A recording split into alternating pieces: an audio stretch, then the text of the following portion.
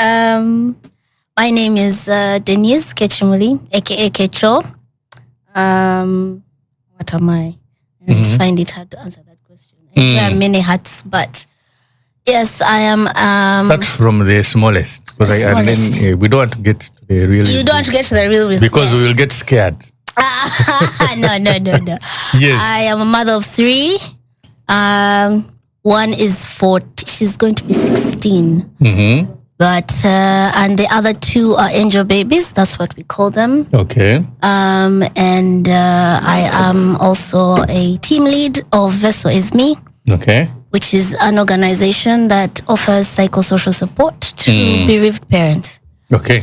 Yeah, and I'm a writer, an author. I've published 2 books. Yes. Yeah. And the 3rd is in the making.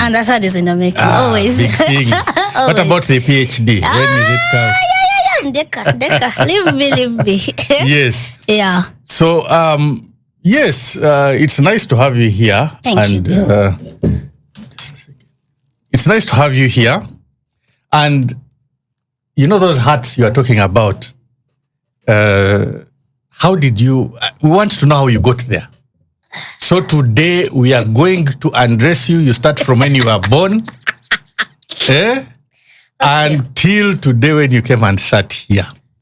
Of course, we only have 2 hours and time is never enough. You realize that. Yeah.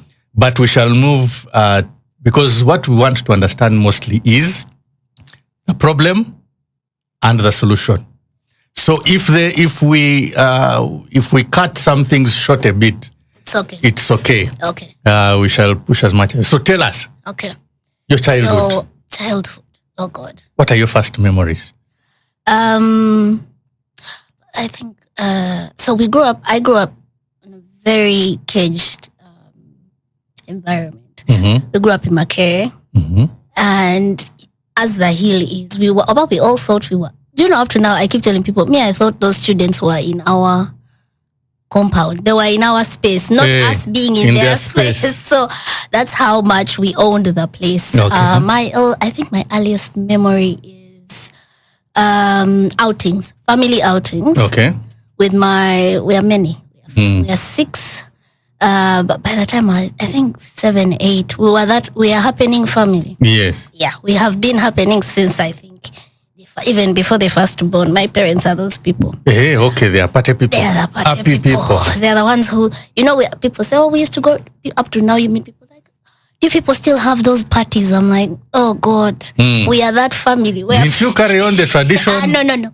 Because you've never invited me for a party. Nothing. We worked hard. Yes. You know those things that now you're an adult, you're like, no, I can't put my own children through this mix. I thought it was fun. No, you guys, we worked. Okay. Because you have to host.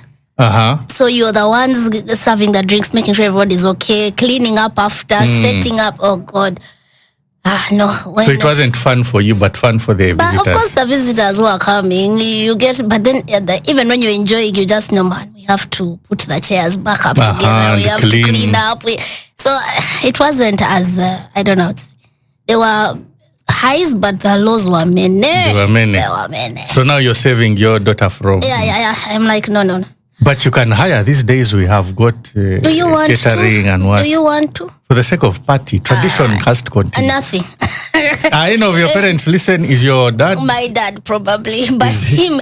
No, now he's in his 80s. He's also very laid back. It's not as, even if he does, it's just family people. But he's used to the voice. He's used to the person. He's like, what's new? There's nothing new. There's nothing new. But for us, we are seeing a celebrity here. He's celebrity like, but of this is where celebrity of where. So that's been my upbringing basically. But earliest memory would have to be the family outings. Okay. Then of course church, St. Francis, going to church every Sunday, making sure you have your Sunday best on and you're in your best behavior, best everything. Yes. Yeah. So we are a very staunch Anglican family. Yeah. Beautiful. Yeah. I happen to be an Anglican as well, and my church going reduced after lockdown because my eyes were opened that you can actually watch it on TV. Thank you. I keep telling people are like, even today when I was leaving, they were like, you're going to church? I said, how? No, radio. Okay, let's not discourage people. So I know some people are going to get me by the collar and say, you man. You are telling people not to go to church. Don't go to church. No, please, fellowship. Yes. Fellowship is important. It's very important. Yes, everyone has to have a family. Yes, they do. Yes. They do. And I think church family is the one now that we have that is remaining. Kovanga Evila. They are going by the wayside. It's very important. It is. I think it's nourishment for your soul, and you need to really dive into that. Okay. Yeah. So now, you grew up with parties. You're a young girl. You went to school. What are your first memories of school? Was it comfortable? Walkover? No. When you say school, I just got goosebumps. I didn't like school. Yes. I think now I understand my parents. Okay. But I didn't like school. I was literally the person who they had to over-convinced to go to school because I never understood it. I'm like, why am I leaving home to go somewhere else? Boarding was the worst. You started boarding in P1? No. In S1. But okay. I mean, the boarding I went to was not even. It was not even bad. boarding. It wasn't that bad, but I liked home. Okay. You get, like, my mom made sure home was as comfortable as possible. So when you think about hardships of boarding, okay, and it wasn't that bad. We're not on the push and beans 24/7. I don't know how much hard work, it wasn't that bad. Kaboja was really a very good school. Okay. But you were in Kaboja? I was in Kaboja. Land kids. Yeah. Here we go. But it wasn't. I just wanted to be home. So I think I did 3 years. S3, I moved to Aga Khan. And I loved Aga Khan. Now that's where my love for school started. Yes. And because I think it was the whole, I can get to go home at the end of the day, not now have a matron or somebody over you hovering. What are you doing? No. So I enjoyed S3, S4. That one I did. Okay. Then I didn't do A level. I went straight to uni. Okay. In USIU. Oh, you became Summers immediately. Yeah, I studied in Nairobi, and then What was the reason? Why didn't you go to senior 5? So you can't become president? No, I can't, and I have no aspirations whatsoever. But you should. I should what? We should contest that thing. How can you have a degree, but because of senior 6 you can't? You see, because I also liked. So this is the thing. I think it's a Ugandan thing, but in Kenya, we were studying with kids who were 17, 18 by the time we got there. And because I went twice. This is also now the downside of skipping A level. Okay. My first year in USIU was 2001 or 2. I finished 2002 and I was finished. I think exposure to that much freedom at that age messed me up a bit. Okay. So they first pulled me back. Then when I went back the second time now to finish completely and get over and done with it, it was about 2006. Okay. 5, 6, yeah. But the Kenyans, we were studying with kiddos, 17, 18. That was their system. And it was realizing that you don't have to do A level. There was a fresher year, that 1 year, which I did, which kind of is supposed to be the grounding for you now to get into pre-entry kind of thing. Yes, the pre-entry. And it wasn't so bad, so that you can just adjust to being in university and what it takes to be in. Yes. Yeah, but I guess our systems are different. Yeah, I know. I went to Ukraine and they were entering university at 16. Yeah. And that was the normal. So it was very normal, right? I think they prolong it here for, what do you call it? For profit purposes or something? Maybe, I don't know. I'm not an educationist. And that reminds me, maybe I should invite someone from the educational field. I think you should. I think to explain those things. Because most of these things we are just inherited from. So the system that was there before. We just enter. And we continue. Like ducks. When a duck falls, the first one in the line. All of them. Yeah. So we don't question it. And I also realized, I don't know if A level is necessary, but I'm on the other side. Let us leave that. Yes. The Minister of Education listens. And, she likes my show, Honorable. Janet. So in fact, I'm sending my shout outs to her. And but I'm going to take you back. I'm going to take you back to school, going back to primary. I want to hear those stories. Were you happy? Were you okay? Did you get bullied? Were people disturbing you? Or everything was just normal? No. There are certain memories which they are deep. My primary, because I was in Kampala parents. Okay. And like I said, you just go to school to go to school. Like you're ticking a thingy on the to-do list. Yes. Of course, we chose because I was very stubborn. I was outspoken. I was. You are the unelected head prefect. No. Or class monitor. No. By the way, and I was talkative. Yes. So now there's a teacher of mine, Mr. Kawamara, God rest his soul. In P5, he made me the class monitor. And he was like, you can't talk if you're the one who's writing the list.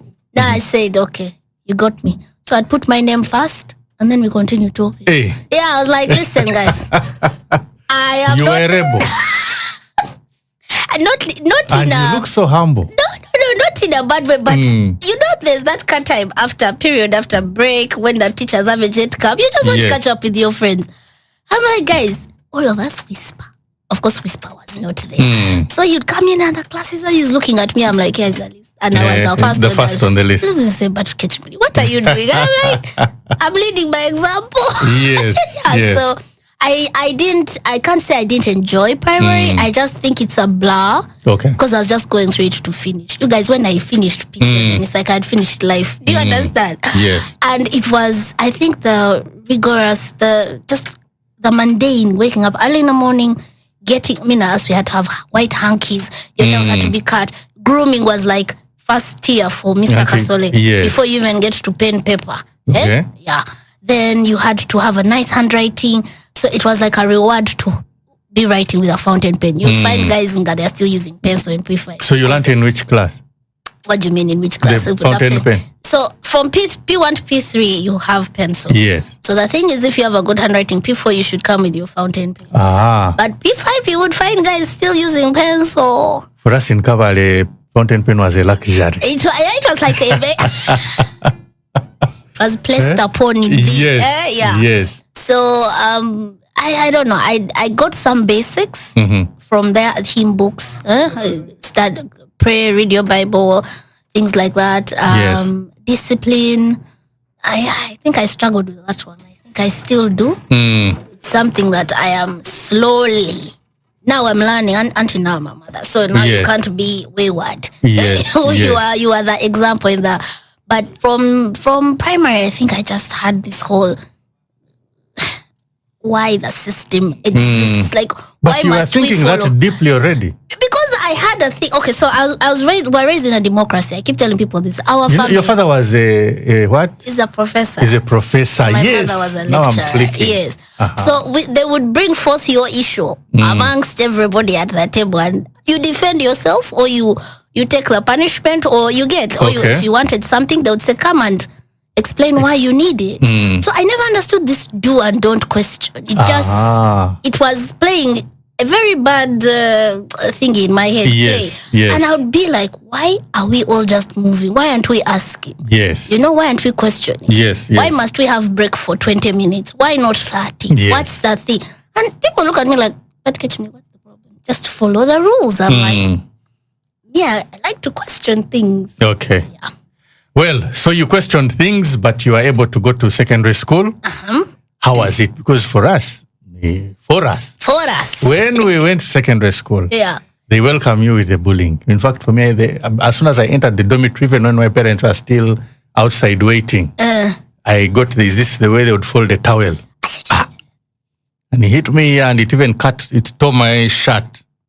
Wow. Yes, and what saved me was being a Muchiga. The man said, who are you? I told him my name. Kahiri Mbanyi. From where? I said, I'm a Muchiga. And he was a Muchiga. So he said, leave this one. And I pretended I didn't feel the pain. So I was introduced into that, on day one in my school. How was it for you? So what helped us, Cambodia was new, so we were all new. Okay. There was no, we have been here before. So the S1s were the pioneers. We were the pioneers. Okay. So of course, there were bullies. There were people, man. It's just realizing now we were coming from people were coming from different backgrounds. So much childhood traumas that they were dealing with. Then you understand bullies at a bigger level now. But back in the day, you'd be like, but what's this person's problem?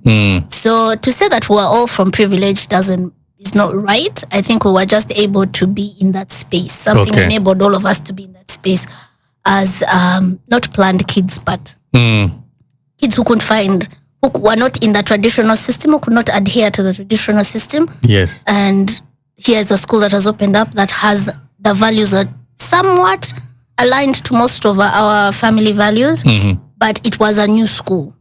So the bullying wasn't so much. It wasn't much. You survived. I survived, but then I also had survival techniques.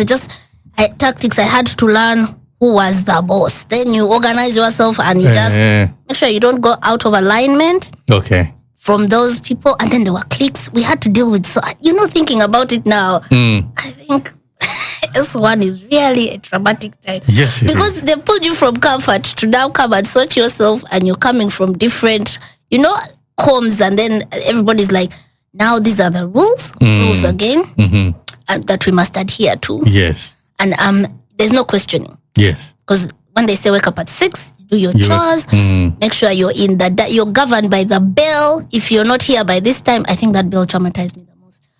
If you're not here by this time, you miss break, you miss you miss this, you're not on time, you're punished for that. Oh God, I was like, this has to end at a certain point. I can't say that I was bullied. Maybe even if somebody's listening, they might think I was the bully, because you entered a group and you stayed in the group. Whether you are participating in the things, they will just see all of you as one. You get it? So if one of, let's say, like 3 people are bullying and you're all there, they would say, those guys. Yes. We call it solida. There we go. Solida. So, but I don't think we did. When S1 wasn't so bad, S2, when the S1s came. Yeah. Because now there was this thing where we had to hold their hands through it. And all of us were like, but who's holding? Who held my hand? You get that thing, like, as we figured this out, and so what they did, they mixed us so that we could be like, they called them what? What were they? Now they call them what? Dom mothers or something like that. I don't know. You have a junior under you, and that junior is your responsibility. Their cleanliness, their their manners. If they get in trouble, you also get in trouble along with them. So then now we got the S5s. Those are the ones who came with the bullying, because they come from the traditional private schools. Those other schools, they are the ones who came with the bullying properly. Yes. Those things of when you're walking with your biscuit and then they just come and they eat it. They carry. They are like, you come. But first of all, weren't even allowed. When they even found you in the school? They found us in the school, but they were older than us. There would have been a rebellion. Yeah. So we were going through a very, I think S2, S3. S3 it became better because now the S5s who came in were now in S6, and we got used now to the rules now set by the, what do we call them? The A-levels. A-levels. Yeah. Okay. Yeah. So I don't see how people can come in a school and But anyway, boys. You imagine somebody coming from SMARC. They had never even understood that you could all sit on a table properly and just the food was enough for everyone. I know. You get well, not SMARC. You organized. Let's talk about Budo, those ones. We really had people from all sorts of works, but it's just that they carried their manners to now us who had already been established, and they were older than us. There was nothing we were going to do about it. True. Yeah. Okay, so now you have survived secondary school and you get to campus. Life is still good. You go home. No men are disturbing you. You're not disturbing them. I don't know which was which. When did you first get spoiled? The spoiled we mean. What does spoiled mean? Put it there in black and white. Underage engagement with the opposite sex. Man, my friend, we grew up on campus. This was order of the day. Not in Cambodia. Nothing. We used to have nothing. Nothing. because on campus, I said we're like a little community. Yes. So everybody knew everyone, and if you were the same age, you were probably hanging out together. So, and then church was our connector, because there were things like P7, baptism, confirmation classes. Then there was S4, the groups. So everyone was clicked up. So interacting with boys was not a problem for us. In fact, the people who had problems were those who were coming from the single sex schools. Yes. They were having very, very hard time. So, talking to boys, being in the company of boys, it was a bit of an adjustment for some people, not so much for us. Yes. Yeah.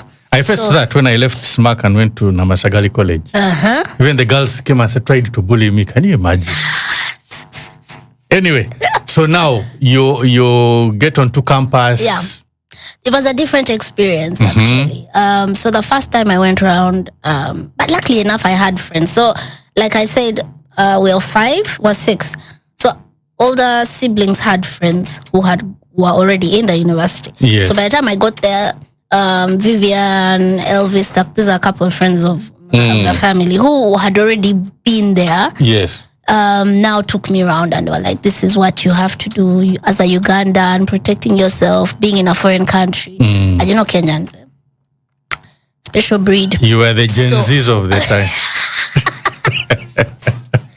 Yes. Yeah, so we had to, I had to learn how to now navigate being so far from my parents, one.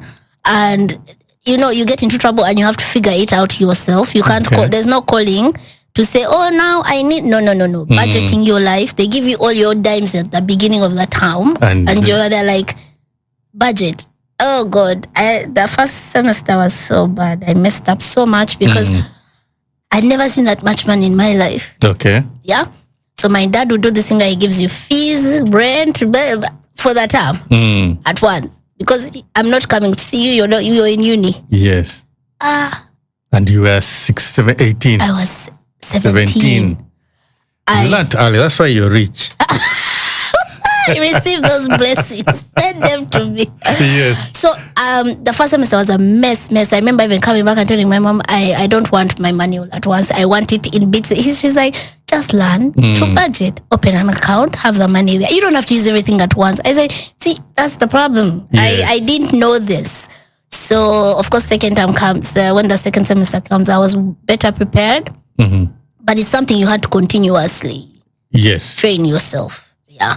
So by the time I think I entered sophomore, by the time I was a sophomore, second year, I was just like, I have this down to arrive, pay this, do that. You knew I knew how to handle myself. But you can imagine a 17-year-old in an. Sometimes I tell my siblings, I think our parents were on crack. How do you just send somebody across? you just go, and I hope you do the best. I think I'm going to do that for my daughter. She's 16. You've given me an idea. I don't know about this breed. I don't know about this breed. This Gen Z, this current breed is not like ours. Easy. It's not. Well, we shall see how it goes. Yeah. So now you're on campus. Is that when you met your husband? So, like I said, I went twice. I went back twice. So the first year when I was done, that was 2002, I think. 2002, 2003. Yes. Took a break and then I came back 2006. Yeah. What was the break for? I couldn't manage. I wasn't managing at any one point. Guys, the exposure to substance was too much. Were you engaging also? Of course. Tell me. Yeah, friends. You'd wake up, spend the whole night in the bar? Nothing. I tell people, it's because of the party background of being hosts and what. I'll speak for myself. Functioning alcoholic. Yes. I would go to class. I would not miss classes, but the weekended. You understand? From Thursday till Sunday. Till Monday. And then you had to plan. Now you had to be strategic to make sure that you don't have an early Monday class because you're probably going to be hungover. Okay. So these are things I didn't manage very well in the first year. Of course, when I came back the second time around, you had it under control. I had it under. Actually, when I came the second time around, my cousin told me, look for a lady called Jenny Kahirimbani. Hey, I know that girl. Yes. So I was like, what? She said, yeah, we grew up with them on, Mapunyoni. Yes. Yeah, we grew up with them in Bugolobi, and she's there. She's been there for, I said, fantastic. So I look for, we are looking for each other. We keep missing each other. Then we meet. I think it was even a random, it was a Saturday or something. And then she's like, I'm going to watch rugby at 3. So let's say I met her in the morning. You be ready? We go. And I was like, why? I've just met this chick. Who is she? What? And I was like, let's go with the flow. Let's see. So Jenny now, of course, having been there for a long time, had friends. And so I just kind of dived into her group. Yeah, I just dived in and I settled there. So from then on, I was managing. There were Ugandan girls. Of course, there were Kenyans. She had a mix of friends. And it helped now me put my foot, like have a foundation, because one of the things you struggle with when you're in university is who are you hanging with? Yes. And whether they are good influence. Then something I learned is these girls, they would party hard and read hard. Yes. So it was something I had to learn to balance, we call it. I don't think that was balance. We were.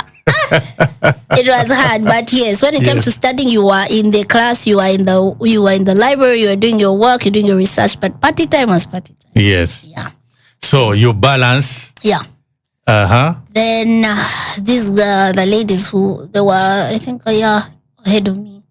So they graduated. When they graduated, Jenny leaves and I'm left with Shiro. Shiro is a common mutual friend of ours. Yes. She's Kenyan. And one of Shiro's friends is my baby daddy. Oh, he saw you? No, we saw each other. Set you Let up. me just tell you the Want story. the truth. This story has so many versions, but he saw me and then kept quiet, but told Shiro. And me, I had seen him long before because he was a rugby captain. So I had seen him long before. I was like, but that is that guy. And I was told why. Organize yourself. I said, okay. So when I got word that he has seen me, I said, okay, let me position myself. So I did, and it took us a while though. As in, you would avoid each other? Not avoid, pretend. We would be in each other's spaces. Because it was uni, there was a really small window of you to interact with people because you were either in class. But now we were leaving. We were trying to wind up the year, so you're trying to get in as much work done. Yes. So that at least your last semester you have just like a project or internship. You're not having another class to do. Yes. So I meet him, I think, in his last semester. This was in his last semester. So let's say September, his last semester. And my second last. And that's when, sparks were flying. They were flying? Yes. So you took us for dinner? But please, we were students. We were students living on pocket money. Very little of it. So it was just come to my room. Just come to my room. We were proper Netflix and chill kind of people. Okay. Yeah. So, and of course going out, that was a very key part of our beginning of our relationship, actually, I think all through. But so we met. We didn't even date. Ours was proper, just good times. Then I think because by the time you met, you were ready for each other. We had seen. So there was day one you kicked off. Friend. People looked for us. That's all I can say. Okay. But I think because I left, we broke off for Christmas holidays. Yes. And then, because in my head I was like, no, this is done. There's nothing more. This is done. He's finished. He's not coming to campus anymore. So close the topic, come back home. Then I think by then we had Facebook. Yes, we did have. We did. So I go. I think it was a random like Christmas Eve. So you're expecting the usual Merry Christmas messages. Mama, it was a paragraph. So he used to write poems, right? So he'd write poems, and everybody's like, "Is this about you? Is this?" I said, "I really have no idea." By the way, but you are not missing each other. No, this is before. This is before. Like when we have disappeared from everyone during the semester. Okay, I get it. So he would post poems and people are like, Kecho, is this about? I said, guys, it's not me. I'm not the one. I think he wrote them before. And later on, I realized they were actually about me. He tells me. So he sends along. I was like, no, what is this one saying? Because I don't understand. So anyway, the long and short of it is he had one more course.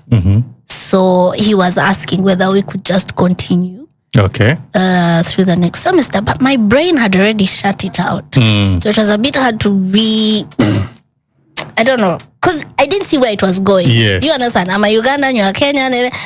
Yeah. You didn't think your Musei would be I didn't even see how that was going to work. Okay. Do you understand? Yes. Like even before I said by Musei, me Kecho, I was like, how does this work? Okay. Like if you want to see the person, you have to jump on a bus or you get like no. Yeah. So he's like, no, I have one more course, so I'll be in school most of the time. So he's explaining himself. I was like, I think I need to have this conversation when I come, when we return, so that we understand what is this for. We can't just be playing around. What is this for? Yes. Yeah. So of course now the term begins, we get to see each other, very excited. Then I think that's the time when Kayla was conceived. Yeah. It was my last. He was like saying, this is the last chance, let me realize it. But I think I'm just putting in my own covers. I think my thing was more of, I think we were, because we knew, and you said that, I think because we knew this was not going anywhere. So we were like, okay, like, let's give it what we have and then. Yes, maximize opportunity. Thank you. Yes. I think at a certain point she was like, you guys are not leaving your room. What is are you guys So you were okay? together apart from being in lectures back There was together? even no lectures because I had project, he had one class. Oh. So he'd go for his class, which was like twice every week. So I don't know how to tell you, but we had time. Yes. Yeah. So my winner was to do the project quickly within the first month. Then have 2 months of just enjoyment. Okay. Fantastic. That was the plan. Yes. So I start. Now my supervisor was like, no, you have to space this out. And I said, I don't have time. She's like, where are you running to? What do you have to do? She didn't know it Then was I was that like, listen, this is my last, like how is your last hooray here in another country? I don't know which. And freedom, there is no monitoring from Musei. There's nothing. No one is coming to check on you. It's you are the adult here. You have to make up, plan your life. So I knew if I could get 2 months to just chill with this person, and we used to have deep conversations. I think that was one of the things that drew me to him. Like we would talk until 4 a.m. Yes. Right? So I remember my supervisor saying, but you can't do, first of all, the topic I picked was the research material was so limited. So she's like, I said, you know what, I'm going to use my dad. So I was writing about the East African community, and by that time there was not so much information. Yes. So I called my dad and I was like, I need you to come. We sit down. I interview you, and you are my source. Yeah. So he picked a time. I think he came for like 5 days. So it was more than enough time for me to sit down with him and get all the information I needed. And then I handed in my first draft, and she's like, you're citing your dad. I said he's corruption. He's the guy. She was like, this is some kind of nepotism. I said, he is the holder of most things that are East African community, and most of the stuff is not written down. Yes. And I can't go to Tanzania. So this is what I'm going to do. And by that time, the internet wasn't the way it was now. You would go, it was so limited. So she's like, okay, I'll allow it. On one condition, I have to meet your dad. I was like, oh God. So I call my dad. I'm like, Daddy, now this guy, the supervisor is saying, because you're the source, should want to sit down and it's like, no, I have to come back. My dad didn't mind, because he was in and out he travels a lot. Yes. So it's like, okay, I'm going to come on this day, make sure she avails herself. They went, he came, they had a whole sit down, and guys, the chick gave me my A after that. A plus. I was just like, No, your dad is a academician. yeah. She was like, okay, I understand. I said, now you get it. She was like, yeah, I get it. Yes. So I handed in. So now it was, let's say, 1.5 months. Yeah. So I had another 1.5 months to now just enjoy this person. Yes. Yeah. Fully. So fully.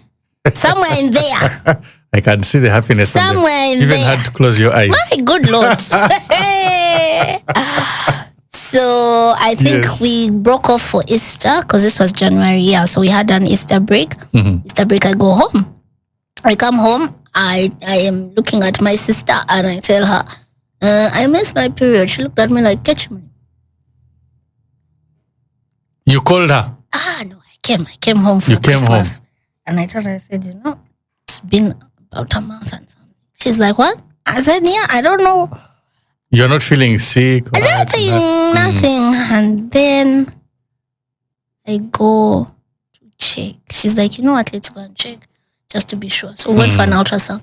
The sonographer hadn't even gone around. You know, they put the card. She said, oh, congratulations. I was like, no, what do you mean?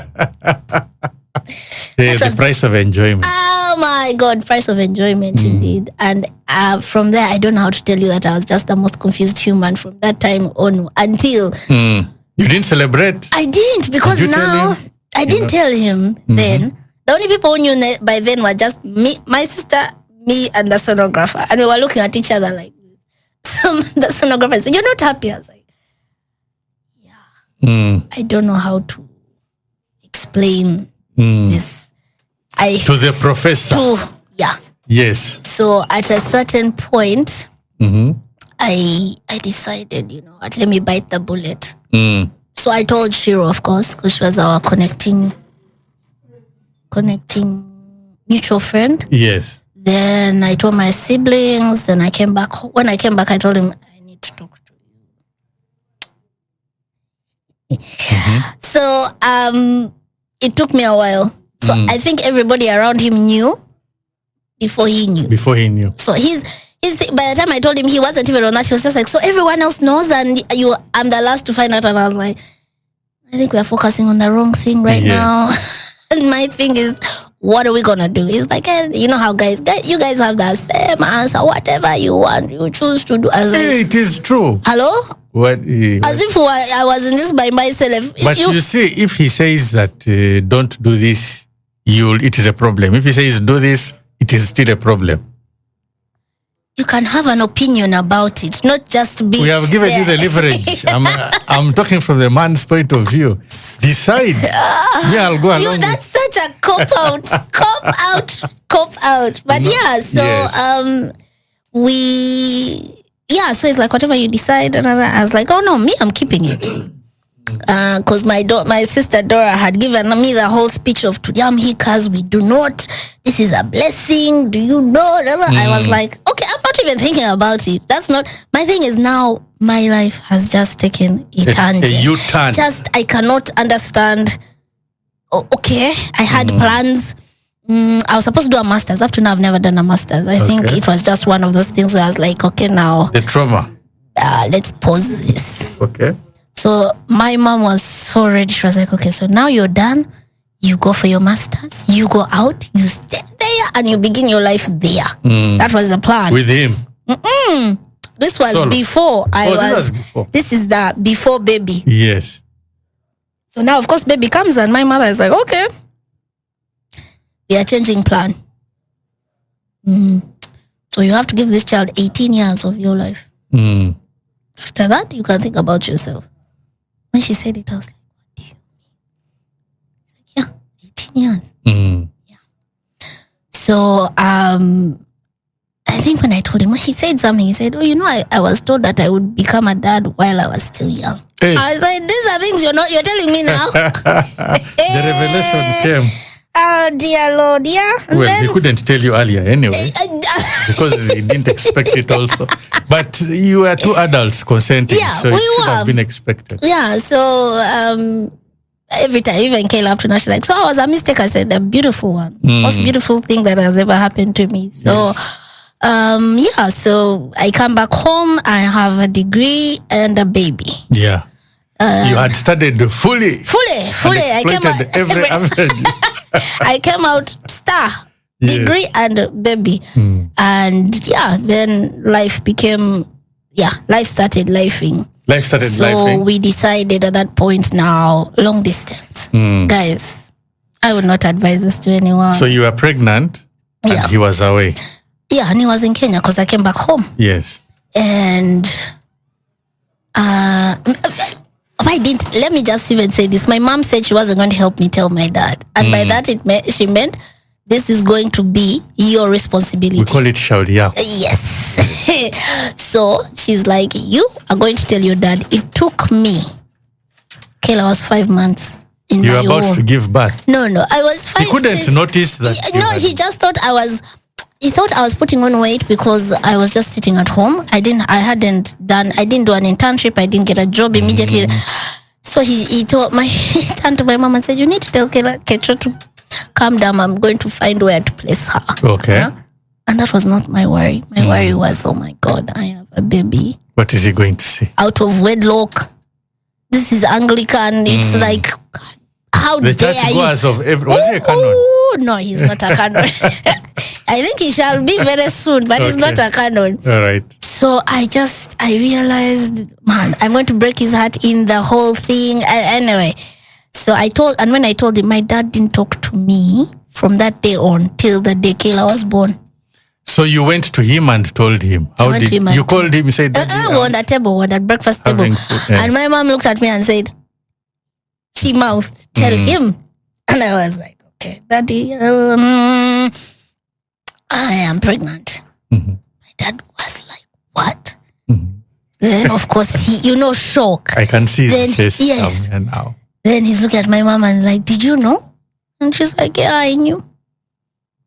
Got up and went. And my dad didn't talk to me. For 3 months. 4 months. 4 months, until Kayla was born.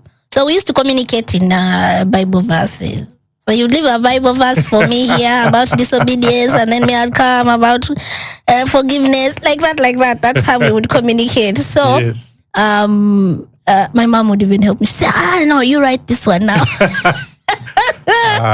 So Kayla is born, and I just want to fast track that these guys now are BFFs. Yes. They are best. And how was your relationship with Hosea? Yes. So on and off. So I think he was going through, I don't know if men have that delayed reaction. So when Kayla was born, Hosea just went off. He just went off the grid. He dropped off the grid. Then he came to see her when she was 4 months. Okay. Yeah, and me, I'd already switched off. But he was present when she was being born? No, he wasn't. Oh, you just sent him pictures? We sent him pictures. I think somebody called him to tell him. And then after that, he went offline, literally. Like, he was nowhere to be seen. You should have seen my friends. They were like, how dare he? Now the ones who are in Kenya they would find their brothers and be like, your brother is fake. I'm like, oh my God, don't be fighting my brothers. You're chasing him away now. Please. So, yeah, but the sister was very, I don't know. She was very warm and forthcoming. And I think she's the one who brought him back to his senses. I don't know who did, but he finally decided. He came to see his child. And then we took it from there, because now the conversation became, what are we going to do? How are we going to raise this child? Yes. This is Mind Matters with Bill Bekunda. We are listening to Kecho. Kechimuri. It's called Kechimuri, but I forget that. Stream UG Radio. Mind Matters, the weekly check-in with Bill Bekunda on Stream UG Radio. Your life, your music. Yes, we are with Kechimuri, Kecho, this morning, and she is sharing her story. The first part of this has been quite entertaining, and it's a pleasure to hear how a person, especially when it comes to love things, and campus, to hear her story of how she got together and the formation of our first born. Her name again, sorry? Kayla. Kayla, is Kayla listening? You didn't want her to listen? She's in school. Okay, Kayla is still in school. How old is she now? So 15 years ago, trouble was beginning to brew.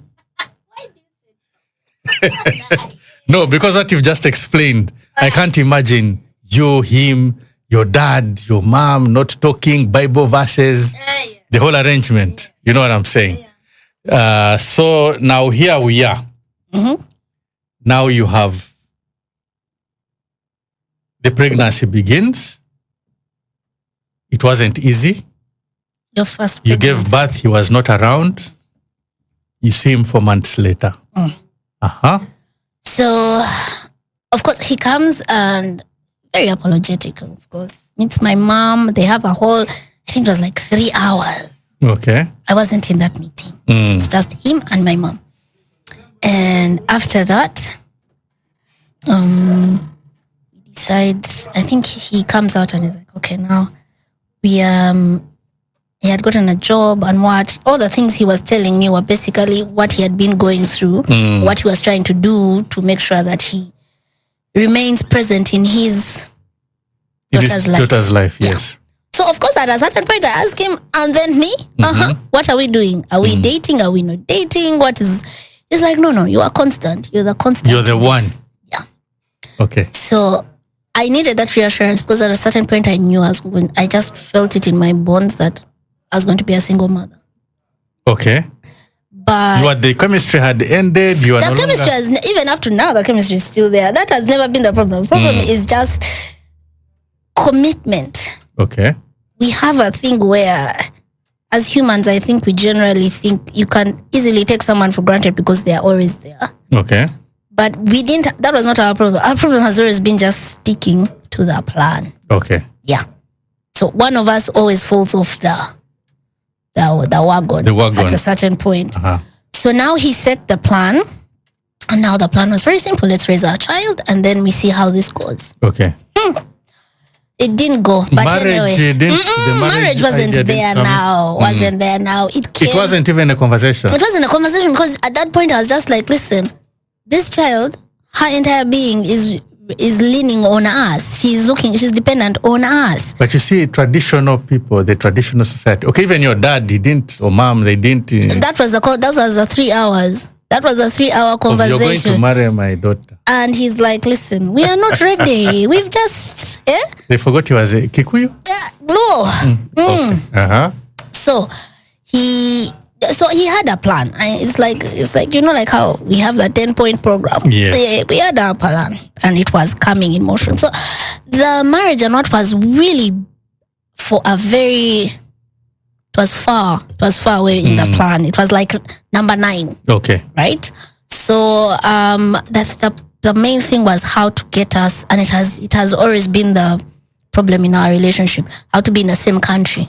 Okay. How to exist in the same country. But you're supposed to move to his country. This is the problem. I want to show you how East African community doesn't work, but I'm coming. How to be in the same country and then live with each other. Okay. Because you know the there's a lie about long distance where because you see the person for a week or 3 days, you think when you have to stay with someone for 6 months constant, then you start seeing the little beeps in there which you hadn't seen before. Because if I'm seeing you for 4 days or a week, you're giving me the best of best. Okay. But if I'm with you for a year, I'm seeing everything. It's like you've come undone. Yeah. So this, imagine, happens 2018. We are in 2000. Actually, it happens 2015. But we're in 2008-9. This is when Kayla is born. So we had, you move fast. That was the first conversation. I'm like, and then I do what? So I was like, no, because I need support to raise a child. I needed to be somewhere near my mother, near my sister. So it became, and he's like, I can't leave. I've just gotten a job. So now that becomes a higihaga. Who does what? So we decided, let's do the long distance for a while. Once we get established, which is basically just have enough money to support ourselves, then we can now start deciding who moves where. And I know, because I know, say, come here now. No. Because he's also him, you see, the thing is, come here now where? go in Nairobi. Nothing. We'll figure it out. And then what? No. He was just like, no. Let me take you in phases. Yes. So he was supportive. He would send upkeep. He would visit like every other 2 months. He was here, and we tried to make it work. Of course, at a certain point, the strain of back and forth starts taking its toll. So I think Kayla is in baby class, in one of the kindergartens. So he's like, you know what, this thing's not working for me. I said, what do we do? So I think at a certain, he got promoted, so there was a bit more money. So now it was, you come. Now that conversation started. You come. So I sit down with my mother and she's like, yeah, I don't know why you're here. Exactly. I don't know why you're here. You need to go. You go. So I pack up, I leave, I go, and we begin. Westlands. No. Where were we? I can't even remember. Thika Road, I think. That's where we started. And I think Kayla now is doing like the last of kindergarten. I'm trying to find my way in a town which I had only existed in as a student. Okay. Now I'm existing in as a mother, someone's girlfriend, and also a foreigner. You know, in Kenya they call you alien. Who can? By that time, please. We had been in, you know, Kenyans who speak to you in Kiswahili, even if few sentences in Kiswahili.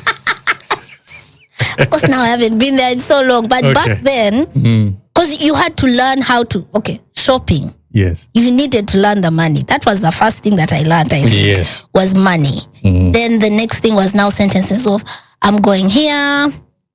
Please help me this.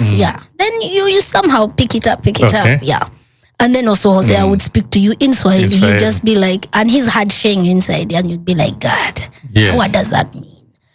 But everybody around was speaking it, so you had to learn to adjust. And what I realized is that these countries, which call themselves East African community, are not communicating at all. So in order to stay in Kenya, to be legal, would have to be married. Yes. But even if you were married, you are not given so what I had as a student was an alien card. That's what they call it. To be able to stay, to be able to study now. Now I was coming in as a totally different visa altogether. So you know how they give you like a 3 months, then you'd have to come back, you then go. That's what I did. Yes. Because I was like, there's no way I'm going to get married just so that I can be legal in a country. Right? I thought there was love. What happened to the love? It's not that. My friend, marriage is it wasn't something just because I need to get papers. But you had a child. No. It was not. You see, for men, it's a little bit easier. You just say yes, we start and see how things go, make it work. That was not where we were. You need to understand. Do you think now, when you look back, that you are overthinking it? We overthought it, but it was something. I'm telling you, this person, we used to have deep conversations until 4 in the morning. Yes. So one of the things about marriage, and the thing which we didn't want to do, which we ended up doing, was just get married because society had said so. So that's why you eventually got married? Because society had said so. Okay. Yeah. So now let's get to that. Okay. Because so now this is actually, I think it was more of pressure. Yes. But so 2014, my mother falls really sick. So I returned back. To look after her, and I find out I leave her actually. 2013, I come back, I look after her. 2014, I leave. Then she had I left in June. Okay. Then August, she takes a turn for the worst. Like, leave HDU. She's now in I think she was in ICU, because when I came in, she was in HDU. Then we got her out into normal, starting to walk, physio, those things. Yes. But she could tell it out and she was fine. Then I left. Then August 2015, my sister sends a message in the group and she's like, you guys, start finding a way to get here. I don't think mommy is going to make it past this weekend. Oh. Okay. This is on Thursday. Friday, I'm like, I'm going home. I just don't know how to go. Who do I leave Kayla with? The questions are 100. And so my dad comes. He's coming from Tanzania. He comes. He's like, okay, I'm in Nairobi. What's your plan? So I'm like, I'm coming to Kampala. He's like, okay, let me change my flight and I come with you. So Saturday, we take the last flight out, which delayed. You know how Kecho is. It delayed. But I'm with Kayla. I move with Kayla. So we get home. I think I saw her on Monday. Sunday, we somehow, everybody, it was like a funeral. Me, I was like, why are there so many people in the house? Has she died yet? What is the problem? Why are so many people coming? We were not allowed to see her. So Monday in the morning, I woke up early. My sister was working in Kasero Hospital. And I call her and I'm like, I want to come and see mommy before everybody gets up. So it was like 7. She says, come. So she sneaks me into the ICU. I see her and she has tubes everywhere. I was like, God, this is not what she wanted. She wanted to die in her bed, in her home. She didn't want to die in a hospital. My sister's like, but she was in a bad way when she came. She was really in a bad way. So this is Monday, Tuesday, Wednesday. Wednesday she dies. Our entire lives change. Now, when I tell Hosea hears. I think when he heard that, he's like, So he's had, his mom died. He's experienced a couple of losses. So he knows what grief does to, and he studied psychology to people.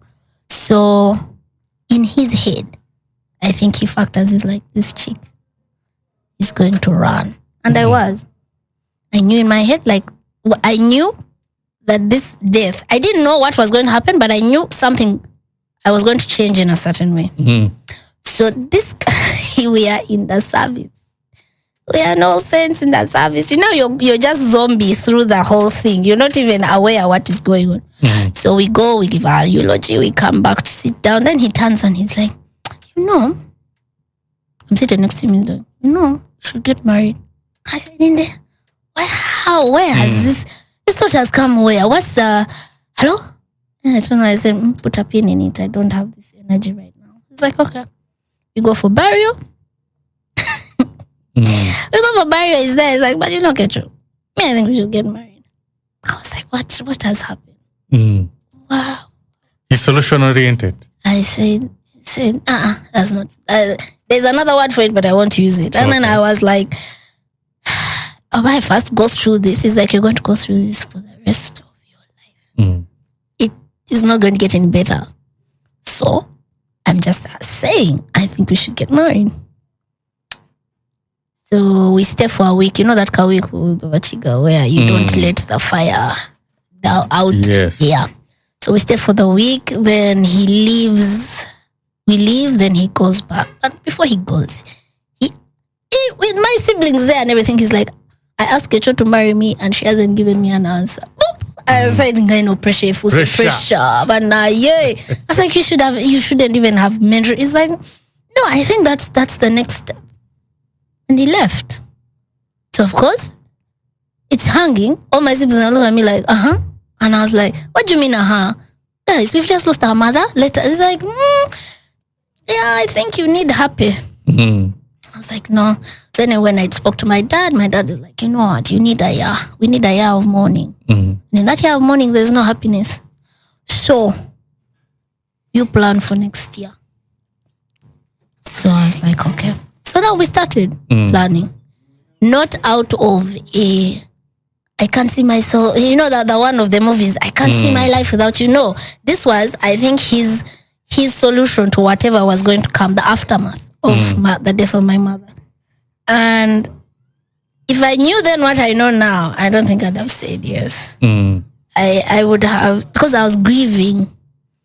It is such a manipulative thing that he did, but I understood also where he was coming from, because in his head he was like, go. The way I know her and the way she deals with grief. But you're thinking for him. No. Because for him, you see, the idea of marriage had been talked about before. Yes. But it was going nowhere. So he decided to step up and be like, but you know at what?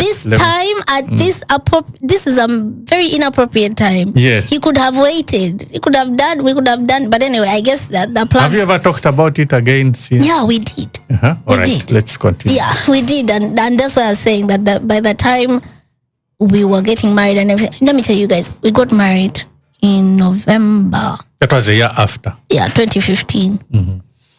And by this time, we had never lived together for a long period. So every time we did, and by a long period, I mean more than a year. Okay. So it would be 6 months, then I come back home, then I go, then, things like that. So now when he was proposing, was like, and he added, then I will move to Kampala. Because he knew my support system. Because I told him, I said, I can't grieve. I can't grieve in Kenya. You people are heartless people. You don't have this thing called community. I need support. Okay. Right? And it actually showed, because when I went back after burying my mom, guys, I don't know how much alcohol I drank, but I drank alcohol. I was non-functional. What are you? I tell you what, by that time I was eating those mustaches. I came with like boxes as if. No, I can't imagine you holding that cup. Yeah, my friend. That thing numbed me. Yes. Yeah. So at a certain point, I think Kayla is the one who came up to me one day, because all I did was wake up, make sure she's ready for school, because there was a van that used to take them. And then you start drinking. Then make breakfast for people. Then I start drinking. Make lunch for supper. Then they come in, both of them, because you pick her, come with her from school. The day would continue like that.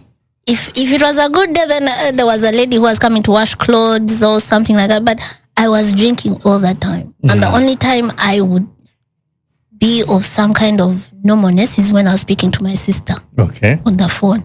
And we'd speak for like 3 hours. So one day she just said, Kecho, why don't you come home? I said, I can't leave. But this thing has become a game. I go, I come, I go. I have to stick it through. And then one day Kayla came and found me in the bed, blacked out, passed out. And she's trying to wake me up the whole time. But you know how you're hearing someone, but they're far. Yes. You get it? You know that height where they are so far. Yes. Then I was like, why does she sound so far? So I'm trying to open my eyes. I'm looking at her. She looked at me. She held me in her little hands and she's like, so this is going to be you? Can you imagine? And I said, oh God. She could click that well at that age. Please. Kayla spoke at 9 months. What do you mean? Okay. So you have a genius. I have a genius. But also I think God just said, you know what? Let me give her somebody who's not slow. Yeah. So so I was like, no, I'm just not feeling well. And she said, yeah, I know about Kaka, but you're not you. So I think at that point I was so broken. I started crying, and so I went. I didn't pour my sachets. I carried them. I was like, most people are like, I want to try and sober up. No. Me, I was like, let me find a better way to drink. Let me maybe now space it out. But no, by that time now, I just called my sister. I said, I think I'm coming. So, but I spoke with Jose, and then he's like, yeah, you've not been coping. Okay. So throughout all this time, you have not got pregnant again? No. Okay. Everything was just now still the grief. The grief. Because, when you're going through that grief, it's a So you are not getting intimate? Nothing. You're just living together for 6 months? Yeah. Okay. There's nothing. Because and you didn't complain? Of course, I tried to complain, but I was like, I just can't see. I'm not feeling. I had no feeling whatsoever. Yes. So I think even him sending me home was more like a jolt. He was like, maybe she'll get back to who she is when she's with her family. And so I left Kayla. I left Kayla with him and I went. And I came back home, and I came back home now. Something happened because you're with your people. So I wasn't drinking as much. I don't even think alcohol was where I was by that time. And I saw the brother was struggling with alcohol addiction. So I realized it can't be two of us. Yeah. So after this, I think that's when now I started tuning myself, because he was like, you go, find us a home, start planning the wedding, get the service providers, Yeah. And it distracted me. Okay. It did what it was supposed to do. Yes. Yeah, it distracted me. So November 2015, we get married. And he moves. And we're here in Uganda. Different country. Yeah. He gets a job. 2015. So 2016, we took a break. I told him, actually, we had a conversation and he's like, let's just enjoy ourselves. Let's not try to get pregnant immediately. Let's just enjoy being us as a married couple. Right? This was very important for us because I think before we were just cohabiting. Yeah. So we got into a church. We served in church. We were around church people.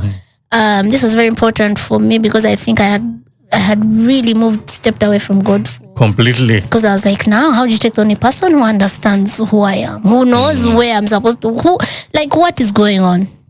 So 2016, no babies. Lots of good times, but no babies. And because now we had to get back to getting to know each other. Because there was no intimacy before. So, and being parents and just being a family. Then I think January 1st, actually, I remember the day he comes up to me, he's like, okay, so now let's get pregnant. I was like, yay, let's do this. So excited. It's like, okay, I think we need to do this. Let's start. So I get pregnant immediately. And James is conceived. How do I know James is conceived? I start getting morning sickness. Which is not good. Because... But you had agreed. Yes, but you see, Kayla's pregnancy was so smooth. You get, I'm struggling with this thing. I'm lazy. I'm what? And I'm like, what is happening? How is it? And I'm not... Okay, so I'm old. I'm 30-something. 33 by this time, I think. So, 34, 30. So I am this pregnancy is taking a toll on me. I can't work. I'm not staying up for long. I'm finding it hard to sleep. Smells, what you get. Then, because I was, at that time, this East African community comes back. Jose, I can't find a job here because you have to prove that a Ugandan can't do the job and stuff like that. And his work is in refugees and things like that. So he would have had to get, recommended, from where he was working to here. So I am breadwinner who is sick. Not good.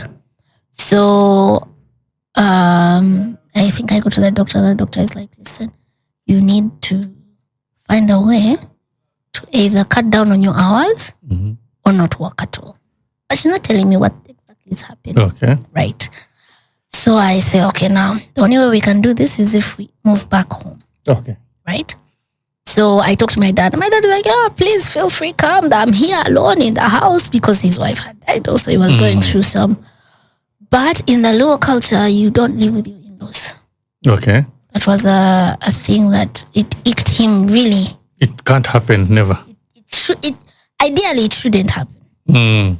But given the circumstances we're in, I was like, listen, this is a lifeline. We grab it, we go, we don't know where it's heading.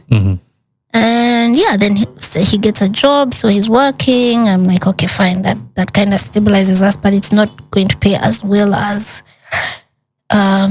what we had. So we had to cut down expenses and things like that. The first thing to get out, of course, is rent, which is something I was like, I thank God my dad welcomed us back into the house. So I'm there with Kayla. We are trying to manage this whole thing. And then I don't feel movement. So this after how many months? Not months. This is 9 weeks. So there are bubbles that you feel when you're pregnant. It's like, when you're moving underwater and you're yeah. So I would feel that, but I'm not feeling them. So I call my sister and I'm like, something is up. Like, let me come pick you. We go to the doctor. So there's a doctor on George Street. She's a veteran. She has been there for a very, very many years. She was Kayla's gyne as well, the obstetrician when I was with Kayla, pregnant with Kayla. So I got to see her. It's like, okay, so you have to go for the ultrasound, you do the test, blah, blah, blah. When we go for the ultrasound, this guy has a question. Did you? I was like, these are many questions. What's the problem? It's like, no, you're going to see the doctor and the doctor will explain.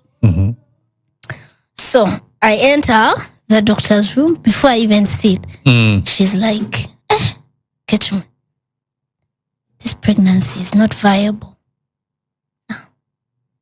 I am wondering whether viable means the same thing in science as it does in English. Like, you know how you're like, would this be a double meaning or something like that? And she's like, no, this happens. Anyway, so we'll do a D&C. How she has continued. I'm still wrapping my head around, like, so is the baby there? Is it not there? What? Speak to me in plain terms. And she's like, oh no, this baby is dead. It's not dead. It's not alive. This pregnancy is not. So it's like, oh God. So of course I am distraught because I was like, now, how? Why? Why? You have so many questions. Yes. So she's planning. She's like, okay, so on this date I'm free. On this, no compassion whatsoever. I'm looking at her. I'm like, I'll come back another time. So of course she's handing me all these papers to like with your results. I just hand them over to my sister. We go. So my sister's like, what's the problem? Then I shouted at her. I was like, that doctor just said James is dead. So I named my babies before. I normally name them before while I'm still carrying them. So I talk to them with their names, not baby. I call them as they are. So Dora is like, what? No. So we were in George Street. I want to tell you that we drove around Nakasero for like 2 hours because I couldn't keep calm. And she was like, there's no way I'm going to drive into Prof's compound and you're like this. You have to calm down. I couldn't keep calm. I was just like, you people, what is happening? Now, had I been around somebody who had a miscarriage or experience or seen it or no. So this was a first, but I had a friend who had a childhood friend who had gone through, but she is very quiet about it. She doesn't talk much about it up to now, but it was one of very hard time for her as well. So I get home, Jose hasn't yet come back. So when he comes, I show him and I tell him. Then he said, maybe you need a second opinion. I said, wisdom. Yes, I need a second opinion. So I go to now my current guy who was working out of Paragon. And he's like, oh, I'm so sorry. This baby, yes, they did the tests and everything. But you don't need to do a D&C. So a D&C is like an evacuation. They go in and they clean out. Literally vacuum your baby out. But the pregnancy was so young. It was like 9 weeks. He's like, no, I'll just give you a pill. And you take it and the baby will come out. That's the worst thing to ever experience as a woman. I still get but I don't want to ask how that happened, but maybe so there you went to the bathroom. Yes, you sit there and wait as it comes out in lumps and bits and pieces.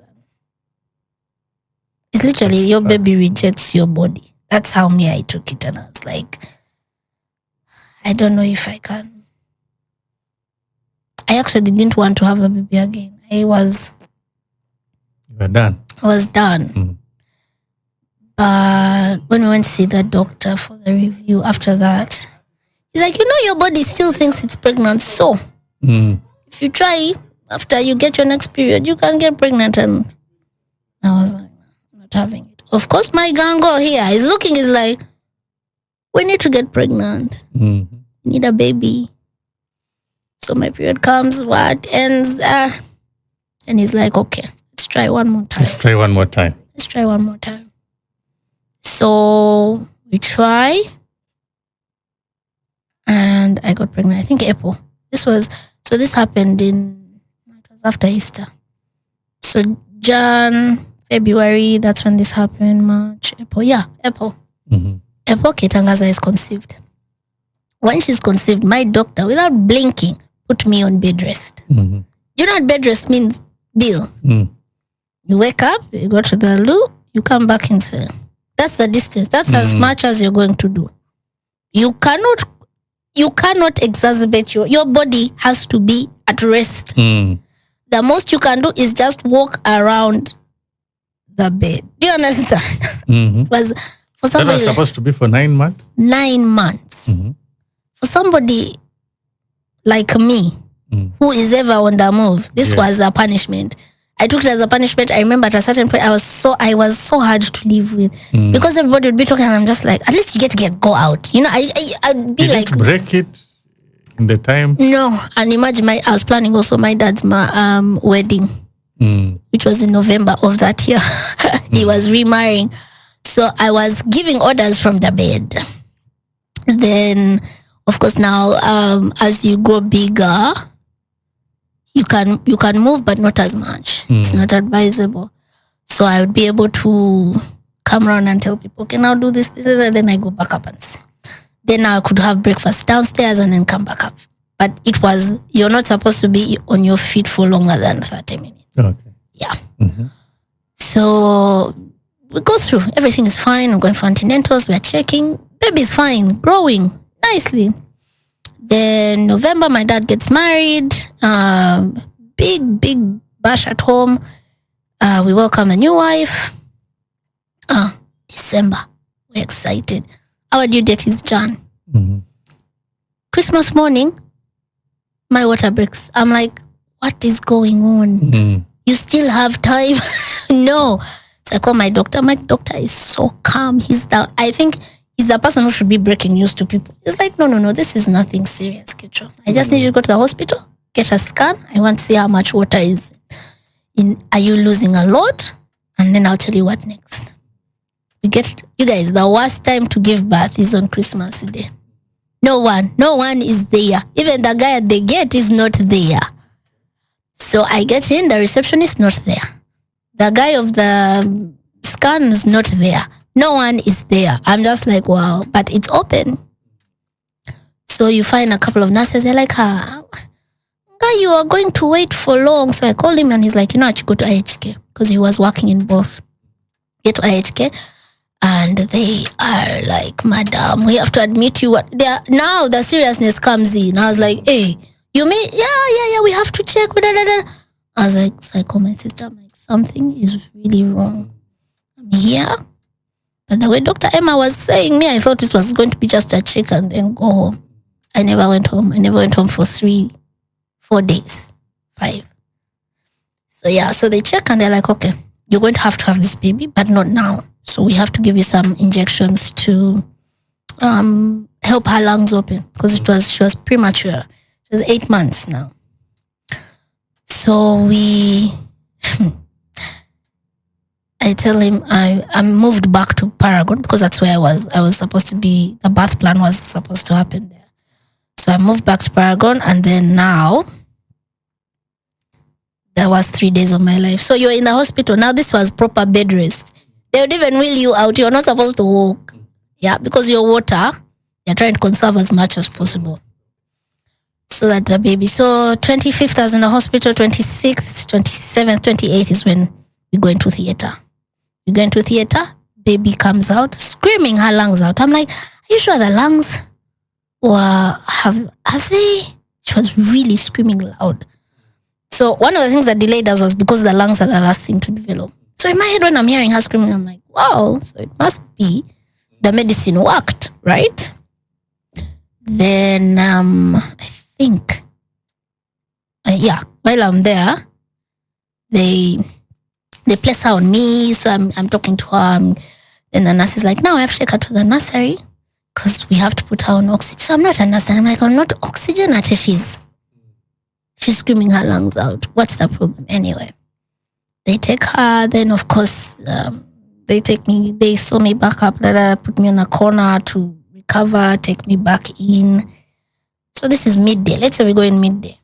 I come out at about 1:32. So by 4, my breast start leaking. And I'm like, you guys, that baby is hungry. Because I remember when I was carrying her, my friend, I would eat every hour of the hour. So I was like, guys, I know that Chana Kitangaza is hungry. You need to bring her to me now. What? I'm there. I ask my cousin, Nina, she's sitting next to me. I'm like, you go and find out what's happening. A nurse comes in, calls her like this. So I stay with my other sister. Nina goes, doesn't come back. Everybody who goes out doesn't come back. You understand? So I'm like, what's happening? The room is full. It's full of people, my aunties, what. But everybody who goes out doesn't come back in. The next person who comes in is the doctor. I'm like, Emma, what are you doing here? You even sibulad me and said you had gone. What are you doing here? It's like, no. Can I have the room to myself? Me and Kecho and Dora can remain, but the rest get out. So he sits on the bed and he's like, so, unfortunately, the baby didn't make it.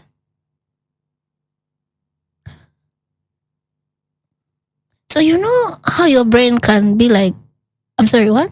What do you mean? So now for me, sometimes when there's too much pressure, my head goes, the sound in my head, you know that back in the day when TV was finished, that's what I used to, that's what, I didn't hear anything that he said after. I was just like, no, this can't happen. This can't happen. So I tell him, bring the baby. He's like, are you sure? Like, yeah, bring the baby. Bring her. I want to see her. So he goes, he brings her. She's there, pink. She hadn't gone blue. She just looks like she's sleeping. I'm like, no, you guys. This cannot happen. I'm like, wake up. So my Dr. Emma also doubles as a pastor. And then my sister, of course, is a pastor. So I was like, you guys, pull a Lazarus. Pray. Because I don't understand how this has happened.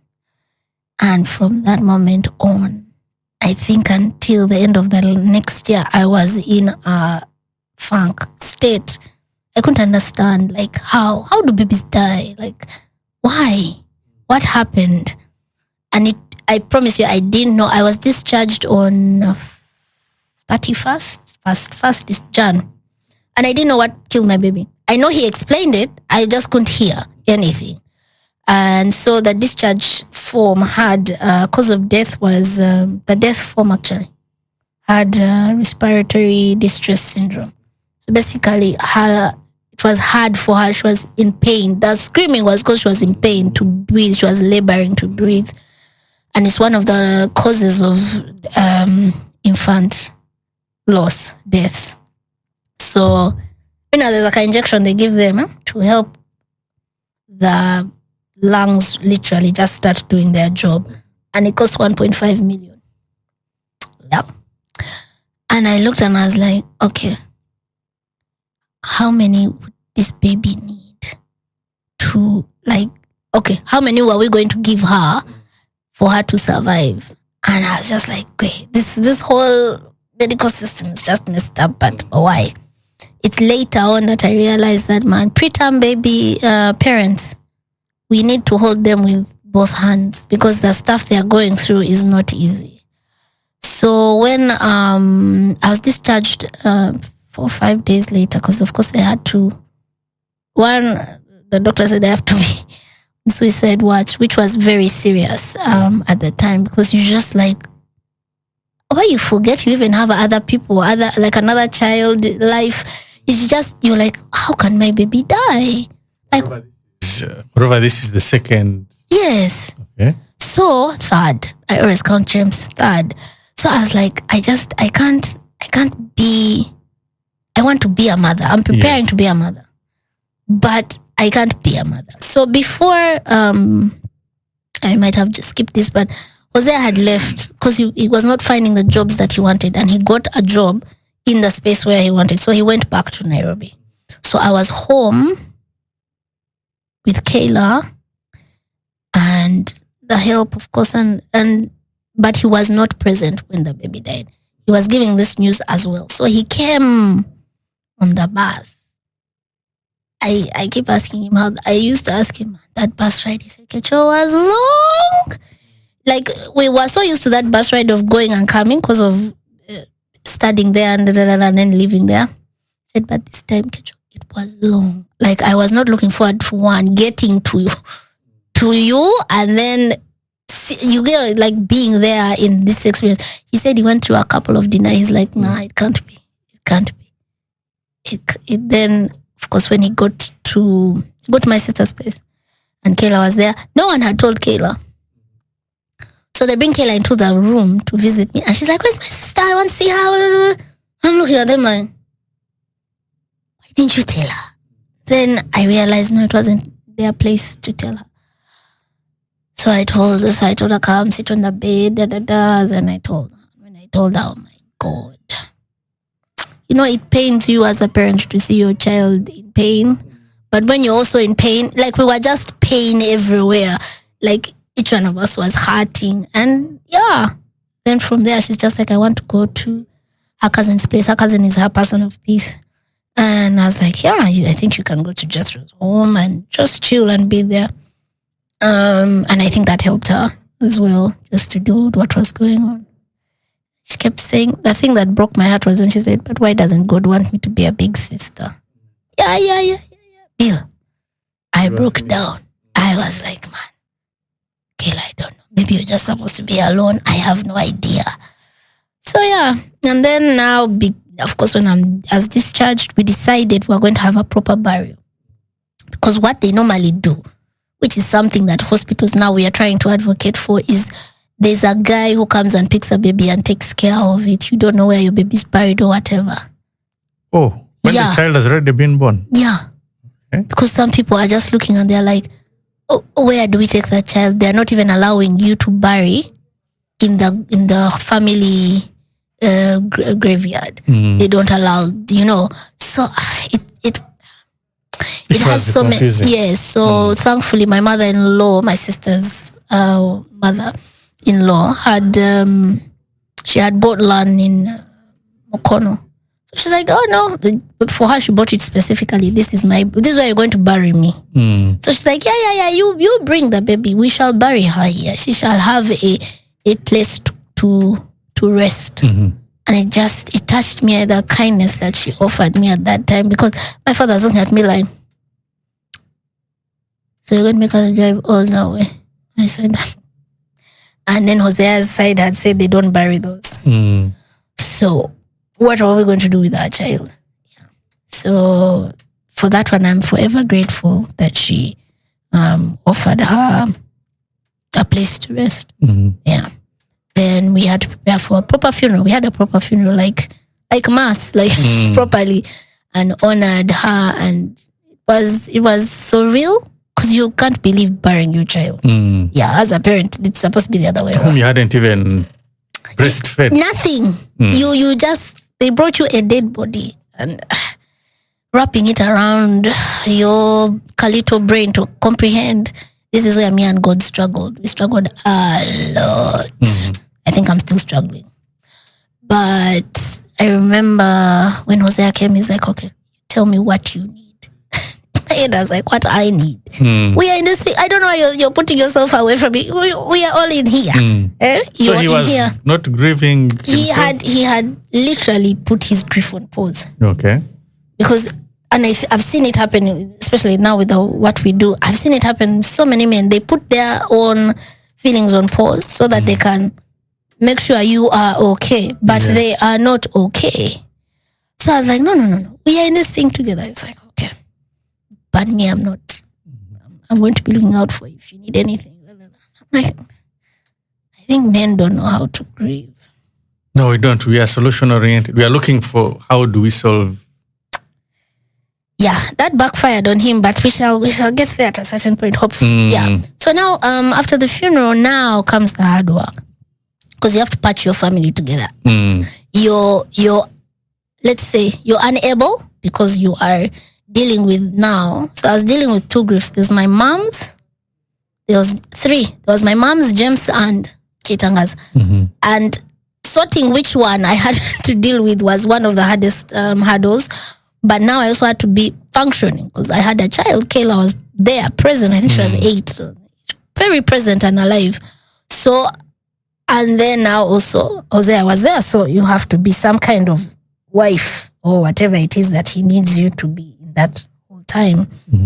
And this caused some kind of lapse of judgment in my head. I think I was taking on too much. So my solution most times when things are not aligning is alcohol. I land in there properly nicely. I drank myself into some kind of limbo. I think at a certain point I was having wine for breakfast. But, and everyone's excuse was, she's grieving. So they allow it. Yeah. There was no, oh my God, there was no judgment. In fact, they would have boxes lined up. Guys, I don't even know. I look at your own friends and family. My sister was like, we are going to just make sure that Kecho is as comfortable as possible. That there is food, that there was snacks she likes eating are there, that there's wine. Yeah. Because right now, I don't know what she's going through. I've never experienced it. Like, unlike before when we lost our mother, we all had it together. She even told me, she said, Kecho, this particular one, I can't help you. And this is where my problem began because I couldn't find. Meanwhile, you're looking, when we're in the hospital room, many people, there were like 8 women, and out of those 8, I think 6 of them had miscarriages or lost babies. And I was like, how? When I know you, you are the person. When did you have this meeting? Like, oh, between this person and the other one. It's like, So I'm like, what did you do? Oh no, you just get up and go on. It's like, no, it doesn't work. So thankfully, there was a friend of mine who had experienced, not thankfully, but she had gone through a loss, and she was able to help me go through this here. Then there was a lady in Dana in the US. She was a mutual friend of me and my matron. So she would call in. She'd call in every day. Guys, time difference and everything. She's like, today is going to be a very bad day. Be considerate. Just know that people are coming with good intentions, but Bambi, some of the things they say, you won't look at them and be like, but are you my friend or you're not? But just understand that they don't know what to say. Yeah, then she really held my hand through all this for about a year. I journaled through my grief because being a professor and a lecturer as a child, I looked for literature. That was actually my problem, that I looked for books on baby loss, and most of them were only Western oriented. We don't talk about it in Africa. If it's talked, it's like a paragraph in a book. That's it. And we don't know how that chick is going to deal with it, or the couple, whatever. No, it's just, she lost her baby, and then there was sadness, and then that's it. I was like, oh God, we need more. So I wrote about my experience. I journaled everything that I'd gone through. And then when those conversations you have with our family, where those people sit around the table and just jazz. So one of the conversations I had with my sister, I was like, there's no book. There's no book that's outrightly about this. And she said, write it. So I started writing. And then that's how I came out with the first book. The first book, So What Next? Then out of So What Next, Vessel Is Me was born. Yes. What next is on have it? Okay. Did you come with it? No. I wasn't going to get it. Yeah. So the hurdle now, which has been and continues to be the focus of Vessel Is Me, is where is the support? Yes. I don't care what happened in the hospital, whether there was no oxygen, whether there was no blood, whether the baby did what, where is the support for me when I am out? And that became a very central part to what we do now. Okay. Yeah. So after publishing the book, of course, now I'm going on radio, talking, and TVs and whatever. People start, I want to talk to that lady. How do I get to that lady? How do I reach her? So most of the hosts would be like, Kecho, are you okay? I'm like, yes, fine. Share the number, because I realized that the silence around this thing is actually makes the whole situation worse. I just feel like if we could talk more openly about it, you could get the help that you want, and then you move forward with the pain or with whatever it is that you're carrying. True. Right? But because I'm not even given space to talk about it, You've already crippled me. You've just cut me at my knees. Yeah. True. Yeah. Very true. Yeah. Oh, this is Deep Mind Matters with Kecho this morning. And I think you've seen I've gone silent. Yes, you have. Things have... and I'm looking at it from the angle of a man. And as you were talking, I was just wondering how he was doing that. But time is never our ally. No, See, we have about only 9 minutes to go through to the end of this. So we'll definitely have to call you back at another time so that we can now talk about the vessel in me. Is it? Vessel is me. What next? Yeah. Starting with what next? So what next? Yeah. Yes, because after this, people they can feel the grief. They can see the reason. Because the way you've explained it, I've gotten a totally different perspective of how it actually feels. Because like you said, many people be like, you move on. So on the outside, they project to others, you move on. Yeah. But on the inside, it is actually a person who has left. And also, you have experienced both the premature one. Yeah. And the neonatal, yeah. So it is like God said, I have chosen this vessel. My Kecho. This is the vessel that I shall use. You are going to be the one. Yeah. So I don't know whether you should celebrate it. I don't know. It's like when people ask me, so how is vessel is me? I don't know how to answer. Yes. Because if you say it's good, that means the babies are dying. Yes. Then if you say it's bad, then it means that you're not enjoying your work or something like that. And I understand that there's leading. You're supposed to be the example, but man, there are some days I just look and I'm like, why was it me? Exactly. Then I remembered my background. I'm that person who's going to tell things from the mountain. I don't keep quiet. I will not be edited or filtered. Which is very good as well. Yeah. I don't know. Yeah. Are you sure? Well, God gave you a mouth for a reason. He did. Yes, he did. He didn't give you a mouth to keep it quiet. Yeah, that's true. Yes. So, and that's been our journey so far. Yes, Mind Matters. Mind Matters, the weekly check-in with Bill Bekunda on Stream UT Radio. Your life, your music. Yes, so for those who have been listening in, tell a friend to tell a friend. It's interesting that so many women keep quiet. I go back to that part where you said that at that time someone tells you now that even me I had it, even me I had this. Yeah. Tell us, where do you have these conversations? How do you help people? Because this is very, very important. Yes. So the support groups happen once every month. We've been doing this since 2019, April 2019. Okay. And of course, we went. COVID did a number on us, which we are grateful for. We learned to go online because now we couldn't do the physical meets. Yes. And so the support groups now are virtual, but the days, the events, there are big days in our calendar, which are, let's say, Bereaved Mother's Day, Bereaved Father's Day. 15th October, we had the Wave of Light, which is basically a Remembrance Day. So those ones, we have physical activities. So if you follow us on our socials, which is Vessel is Me, everywhere, Twitter, Instagram, Facebook, LinkedIn, you find this information there. We also have a call center now, which is by bereaved parents, for bereaved parents. So we realize that as a community, we are slowly growing. And one of the things that normally becomes an ask is, Kecho, how can I help? Yes. How can I help? So we set up a call center, which people can now, we can get to more people than just, like when you say support group, everyone, it's like I have to be in Kampala or I have to have internet or whatever. Call center is more, even if I have a button phone and I'm going through something, I can just call the number and there's someone there who can help me go through this. Okay. Yeah. And how is the turn up? How are people responding in terms of men and women?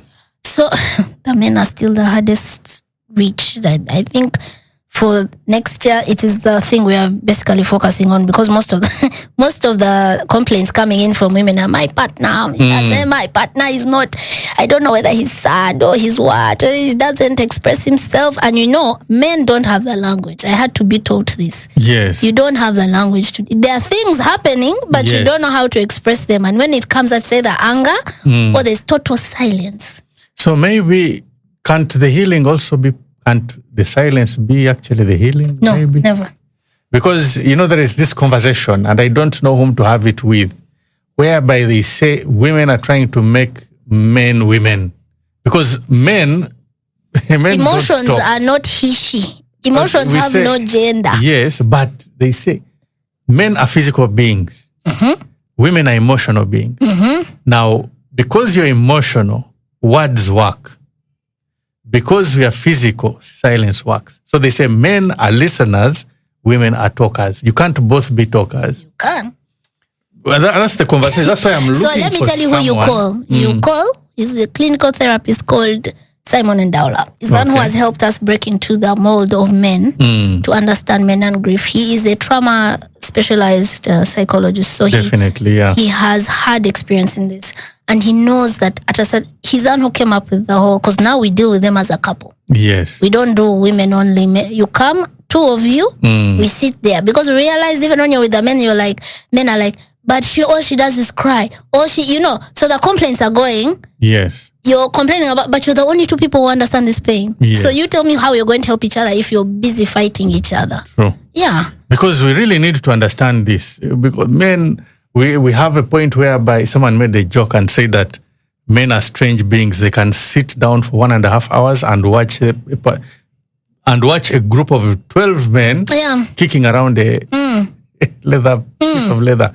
And so that is why, thank you for that. You'll help me contact that doctor. I will. So that we can try to understand. Me as a person, I want to understand it, because it is conflicting. When I'm seated with my guys, they're like, guys, that's our thing. For us, when we get an issue, we'll go and sit in a group and crack jokes and then go back home.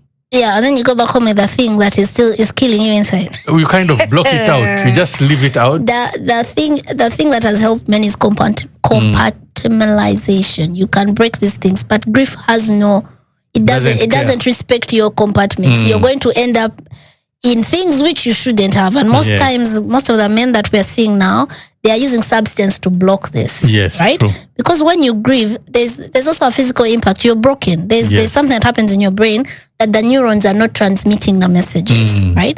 So why you go through things like talk therapy or support group is to now start feeding that part of your brain that says, okay, this is normal. This is my new normal. This is the acceptance of where I am.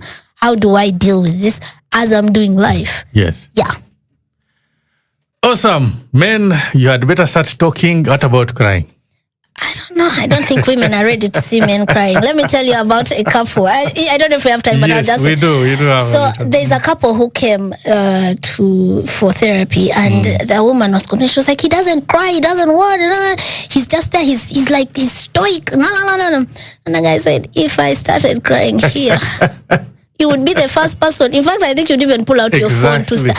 There are things which men say we can handle, but you also know your person. Yes. You know your person, Bulunji. You're like, this one, if I even just, like, even when you have normal problems here, and you're like, if I tell this one what is going on here, I don't know if I'll see her even as this. Yes. So, but when you're dealing with this particular loss, and I like to tell, because couples come in and they have underlying issues. Yes. Right? So you're not even dealing with the loss of the baby. Someone has come in and is like, so you see us here, but we are not fine. So now you become a marriage counselor, and yet your area of expertise is loss. So you find that, okay, now we have to first deal with these other things. So most times we refer you to where that issue is. If you need a counselor for marriage there, if you're seeing that your psychic is not whatever, there's a psychologist or a psychiatrist.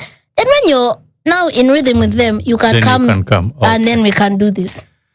All right, we come to the end of our program.